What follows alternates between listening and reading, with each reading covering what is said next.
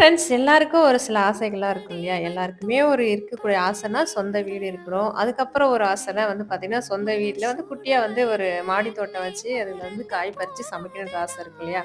அந்த மாரி ஆசையில தான் வந்து நானும் மாடி தோட்டம் வைக்கலாம் அப்டின்ட்டு, பாவக்கா இருக்கட்டும், இது நெறைய வந்து செடிலாம் வச்சேன். எல்லாமே மழை பெஞ்சதுல வந்து பார்த்தீங்கன்னா, அழுகி போய், அதுல ஒண்ணே ஒண்ணு தப்பிச்சு, அவரைக்கா செடி மட்டும் தான் தப்பிச்சு, அவரைக்கா வந்து இப்ப நல்லா காய்க்க ஆரம்பிச்சிருச்சு.